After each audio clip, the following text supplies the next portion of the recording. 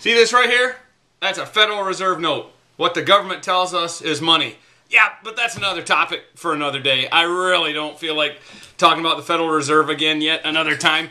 But we will get back to this at some point. But I bring this up just to talk about this. There are some financial things you want to be aware of, and I want to go through 10 things that are very important to know. Just see how I threw that dollar? Just 10 things.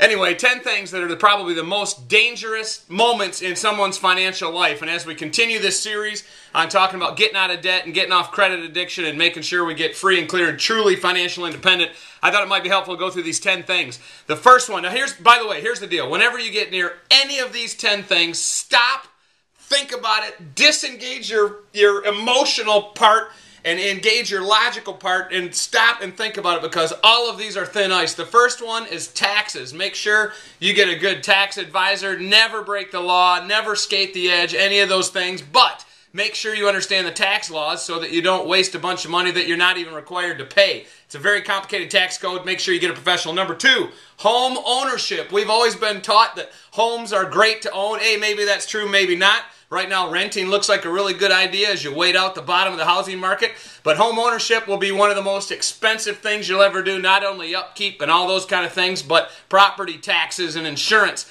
And despite popular myths, homes don't always go up in value. Number 3, divorce. Don't divorce her. Don't divorce him. Work it out. If you don't, it's going to cost a lot of these. I mean, really. Come on, Tiger. Anyway, credit card interest. Stay away from credit cards. For crying out loud, put the plastic back in the wallet, cut them up, get rid of the things. Stay away from credit cards. Number 5, lawsuits. We won't talk anymore about that. Number 6, uninsured accidents and sickness. I know this is a tough world, but I've seen people cancel their health insurance because they can't afford it, and yet they've got tons of credit card debt and flat screen TVs and recreational vehicles and boats, and they don't have health insurance. Get yourself some insurance, sell some stuff, walk around in a barrel if you have to, but I really don't recommend anybody be uninsured.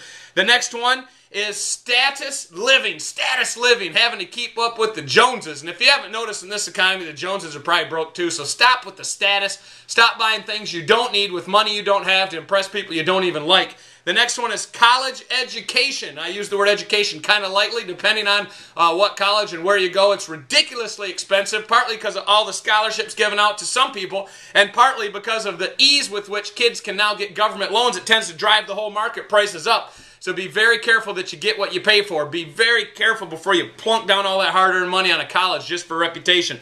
Number 9, this is a little bit more sobering topic, but addictions. A lot of times when I talk to people and they've got some serious holes in their finances, I find out there's some type of addiction back behind the scenes. Fight those off, get professional help, get treatment, get out of those. Those are, financially speaking, they're as tragic as they are, almost as they are humanly speaking. And the final one is investments. The rule on investing is beware. If they need your money, they don't qualify for it. And if you don't retain 100% control of your money, you're going to lose a whole lot of these. I promise. I have experience to back it up.